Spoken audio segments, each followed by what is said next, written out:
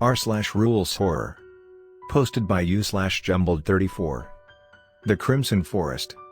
As I sat on the chilly metal bench outside my daughter's room, the fluorescent lights buzzed as the horrifying scene replayed in my mind. I was driving down the road, the radio was playing some music in a foreign language I didn't understand but enjoyed anyway. I looked at my daughter, Avery, through the rearview mirror. She was dozing next to the window in the back seat. Smiling, I checked the GPS. Only 15 minutes before we reached home. Looking back at the road, I saw a truck swerving towards us. I made an effort to get out of the way but still ended up colliding head-on with the truck. The windshield shattered. I lurched forward, hitting my head on the dashboard. A sharp pain surged throughout my body. The last thing I heard before falling unconscious was a pain cry from the back seat and the blaring of sirens. I woke up in a hospital bed. Bright fluorescent lights buzzed above my head. The entire room smelled of sanitizer and bleach, with a faint hint of vomit. The door opened, and a nurse walked in. I immediately questioned her about Avery's whereabouts. As expected, she refused to tell me, encouraging me to rest first. I complied, knowing that protesting would be useless. Later, a doctor walked into my room. He reassured me that I only had a minor head injury and would be discharged in a few days. He looked at me with a pitiful expression on his face when I asked about my daughter's condition. Turning his head away from me he said, "She wasn't quite as fortunate as you, she's still alive, but we're not sure she'll make it." I hung my head in my hands, sobbing, too miserable to ask the doctor for more details on her condition. This was all my fault. I felt a tap on my shoulder, bringing me back to the present day. A nurse was looking down at me. The solemn expression on her face told me more than I needed to know. I got up and followed her into the room, already aware of what I would see.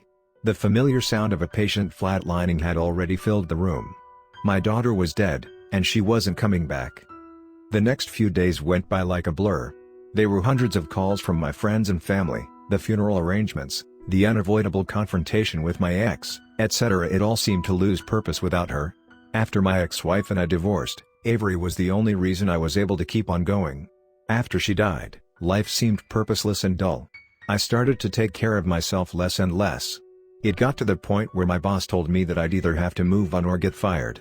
Of course, I eventually chose the latter and was dismissed that same day.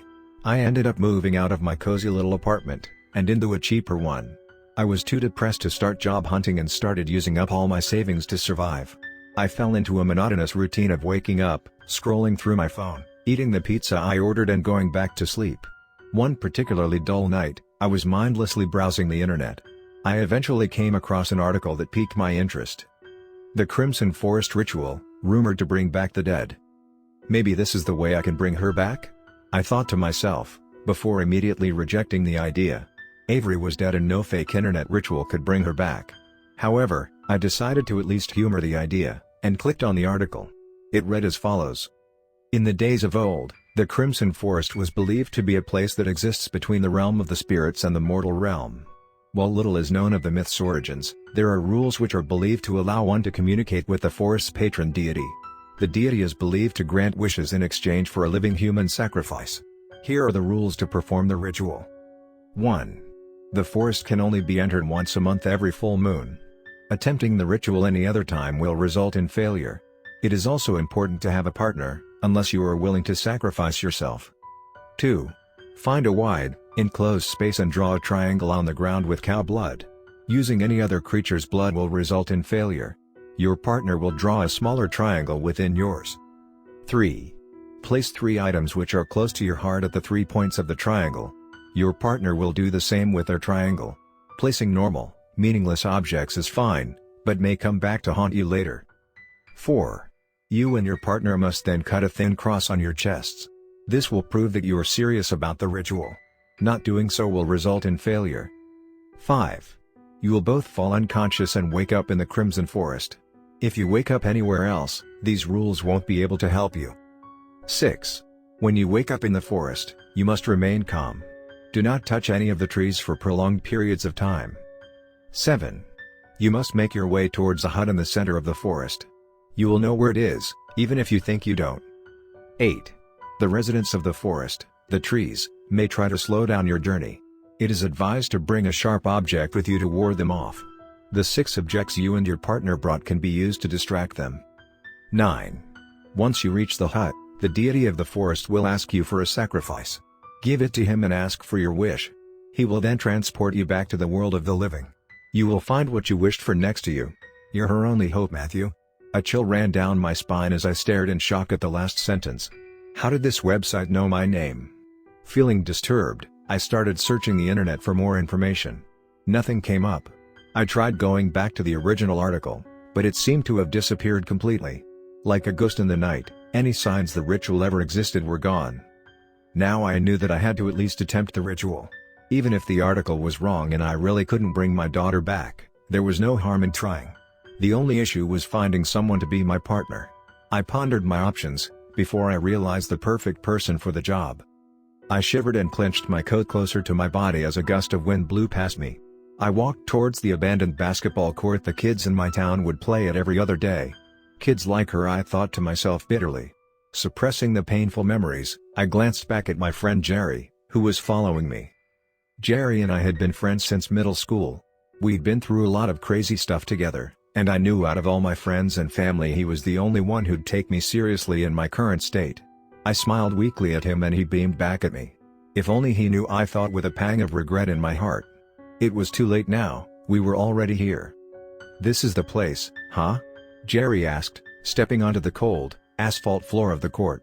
Yeah, I said, trying my best to be cheerful. I knew the only reason Jerry agreed to help was because he thought it would help me cope with loss. Poor, stupid Jerry. He should know that no amount of friendly bonding would make me whole again. Only bringing her back would. So, what are we doing here again? I already told you, it's a ritual I heard about on the internet.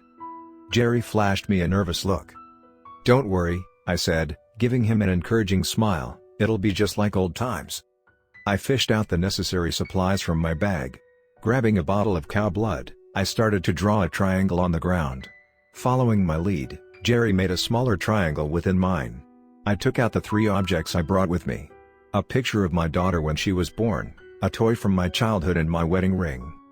Jerry pulled out 3 similar items that I didn't pay much attention to. So, that's all we have to do, right? Jerry asked, looking at the mess we'd made. No, we still have to draw the crosses on our chests. Are you sure? I don't want to lose any of my own blood. Don't worry, we don't have to cut that deep, just enough for it to be noticeable. Lifting up my shirt, I took a small, thin knife and drew a cross on my chest. Begrudgingly, Jerry did the same. I suddenly felt extremely dizzy and nauseous. Crumbling to my knees, a wave of pain swept through me, and everything went dark. When I woke up, the ground beneath my feet was changed.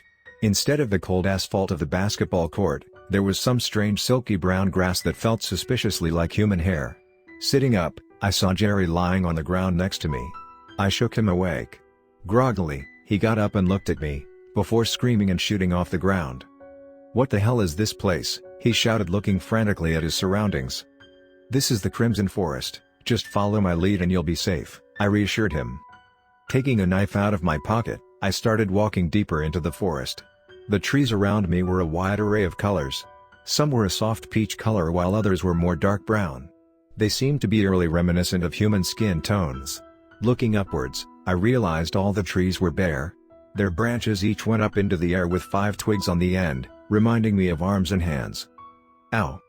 I looked back to see that Jerry had tripped on a branch that fell on the ground. I walked up to him, and was about to lend him a hand when I looked at the branch. In front of me was a severed human arm. Feeling nauseous, I stepped back. I looked around, feeling horrified. What I once saw as trees were actually pillars of flesh. The innocent-looking branches were actually human limbs. I kneeled on the ground and threw up what remained of my breakfast. A sense of unease filled the forest. Something old and evil was stirring within the forest. Whatever it was, I didn't want to stick around long enough to find out what it was. I helped Jerry, who looked just as nauseous as me, get on his feet. We both started sprinting. The forest seemed close and around us. We found it increasingly harder to navigate through the forest. One of the hands began to reach down in front of me. Before I even knew what was happening, I ran straight into its outstretched hand. The tree tightened its grip on my skull. Panicking, I began searching my pockets for the knife I brought with me. All I managed to find was the wedding ring I used for the ritual. How is this supposed to help me? I thought as the hand began to squeeze my head tighter. I then remembered what the rules said. The objects can be used to distract them. I threw the ring up into the air. Time seemed to slow down as I watched in anticipation. It began to glow brighter and brighter. The hand holding me seemed to go limp as I fell to the ground with a heavy thud. The ring landed beside me, still glowing but becoming dimmer and dimmer by the second. Jerry helped me up, and together, we ran as fast as we could. In the distance, I could see a column of smoke rising into the air. That must be from the hut. I thought as a wave of determination surged through me. The hut soon came into view. Jerry and I nearly crashed into the door as we ran for dear life. We stopped for a moment, before I opened the door. The hut was old and dusty. The wooden planks that made up the wall were rotten and reeked of mold. In front of us sat a man in a rocking chair. He sat in front of a fireplace with his turn towards us. Hello sir, can you help us?" Jerry said, walking cautiously towards the man. The man turned, seemingly breaking out of a trance. He stood and turned to face us fully. Jerry let out a scream and fell to the ground. I could stand there, frozen in terror as he revealed his full figure to us. I can't even begin to describe the horror that he was. He wore an old park ranger uniform, and had a gun fastened to his waist. That was the only normal part about him.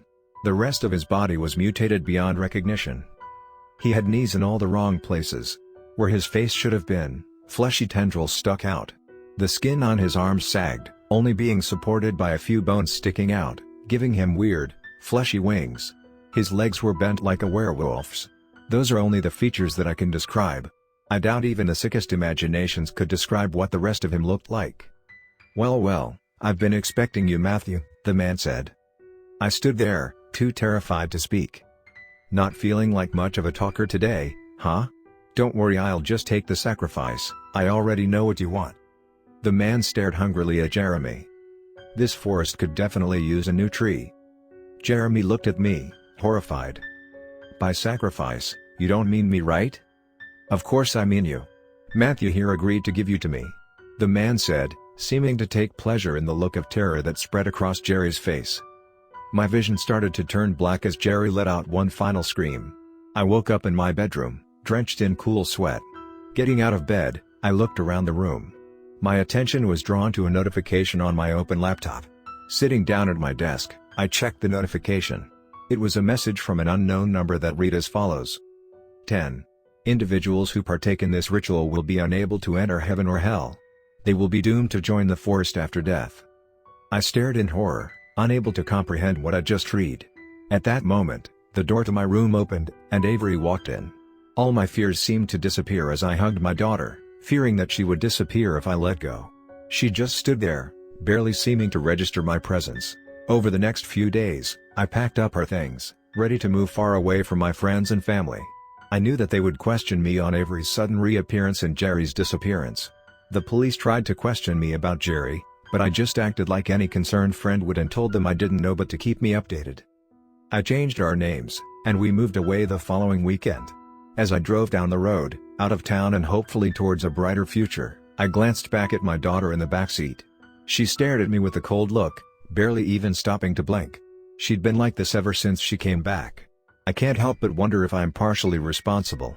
Everything's been better since she came back, but I still wonder, did I really make the right choice?